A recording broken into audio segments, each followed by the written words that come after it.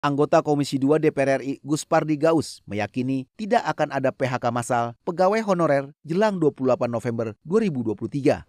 Ditemui di Gedung Nusantara Kompleks Parlemen belum lama ini, Guspardi Gaus mengatakan Komisi 2 DPR RI bersama Menteri Pendayagunaan Aparatur Negara dan Reformasi Birokrasi memiliki komitmen yang sama, yaitu tidak akan ada PHK massal terhadap jutaan pegawai honorer.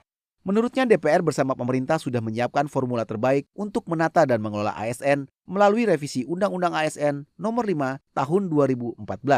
Ada 3 golongan ASN yang diatur dalam RUU itu. Salah satunya adalah P3K paruh waktu yang dinilai dapat menjadi solusi terhadap kepastian status bekerja pegawai honorer.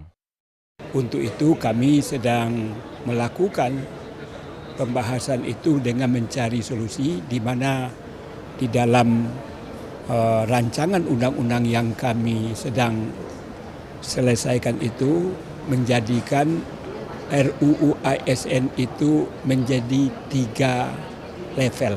Pertama, ASN itu terdiri dari PNS, kedua adalah P3K full time, yang ketiga adalah P3K part time paruh waktu. Sejauh ini DPR RI melalui Komisi 2 bersama pemerintah terus membahas penyelesaian terkait tenaga non-ASN yang jumlahnya meningkat hingga 2,3 juta orang.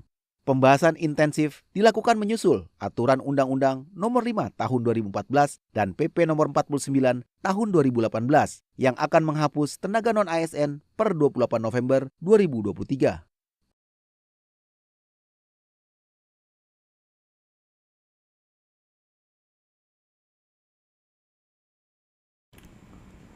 Jakarta, CNBC Indonesia, Menteri Pendayagunaan Aparatur Negara dan Reformasi Birokrasi atau PAN-RB Abdullah Azhar Anas membenarkan bahwa P3 paruh waktu atau part-time akan menjadi status kepegawaian baru untuk menggantikan tenaga honorer ke depannya. Seperti diketahui, tenaga honorer akan dihapus pada November 2023. Adapun PPK paruh waktu akan mengacu pada ketentuan yang akan dibuat rancangan undang-undang yang merevisi Undang-Undang ASN atau RUU ASN.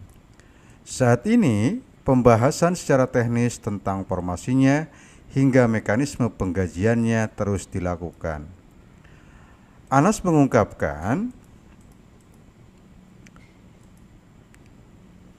kebijakan ini menjadi kepastian terhadap 2,3 juta tenaga honorer yang akan dihapus pada 28 November 2023. Tidak akan kehilangan pekerjaan, pendapatan menurun, hingga banyaknya anggaran pemerintah untuk mengakomodir mereka. Jadi, yang penting kita amankan dulu.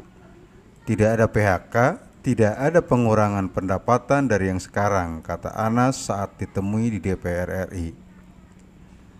Adapun, Anas mengungkapkan jenis pekerjaan yang akan dilimpahkan ke P3K part-time seperti cleaning service, supir, dan guru. Kayak cleaning service kan nggak harus dari pagi sampai sore, sehingga dimungkinkan, tapi itu kan masih dalam konsep. Dimungkinkan salah satunya ada konsep paruh waktu, kata Anas. Anggota Komisi 3 DPR Guspardi Gaus mengungkapkan bahwa tipe-tipe formasi yang akan masuk ke dalam kriteria P3K paruh waktu juga sudah disiapkan, terutama sesuai dengan tipe pekerjaan yang selama ini diisi oleh tenaga honorer di pemerintahan, baik di tingkat pusat ataupun daerah, seperti sopir hingga tenaga kebersihan. Ya macam-macam, bisa saja kan supir, cleaning service, dan bentuk-bentuk kegiatan lain yang bisa dikaji dari pihak pemakai honorer itu selama ini. Enggak semuanya kan orang kantoran, kata Guspardi kepada CNBC Indonesia. Selain itu, dia menekankan untuk guru hingga tenaga kesehatan juga memungkinkan untuk masuk menjadi ASN dari unsur P3K paruh waktu selain PNS dan P3K penuh waktu. Yang jelas, Gus Pardi menegaskan unsur P3K paruh waktu sudah termuat dalam RUU ASN terbaru karena pembagian unsur itu menurutnya penting untuk diatur dalam undang-undang. RUU ASN yang saat ini sedang digodok DPR RI digadang-gadang segera rampung dalam waktu dekat. Rencananya RUU ASN akan disahkan pada masa sidang yang akan datang.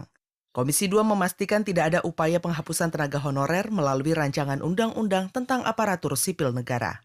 Hal ini ditegaskan oleh Ketua Komisi 2 DPR RI Ahmad Doli Kurnia yang mengatakan DPR RI bersama pemerintah sepakat untuk segera mengesahkan revisi Undang-Undang ASN dalam waktu dekat. Ia juga memastikan tidak ada pemberhentian tenaga honorer di Indonesia tahun ini. Status tenaga honorer akan diatur lebih rinci dalam RUU ASN dengan pembagian sejumlah kategori. Intinya adalah pertama tidak akan ada pemberhentian tenaga honorer. Yang kedua adalah tidak akan ada penurunan ya, tingkat kesejahteraan atau salary dari tenaga honorer yang selama ini mereka terima. Nah, penyelesaiannya kita cari sedemikian mungkin tidak akan menambah beban anggaran baru.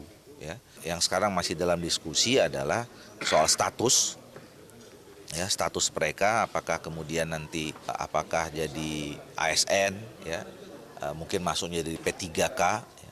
Nah, P3K juga di dalam undang-undang yang baru nanti akan dijelaskan ada P3K penuh, ada P3K paruh waktu. Nah, itu adalah dalam rangka untuk mengakomodir status.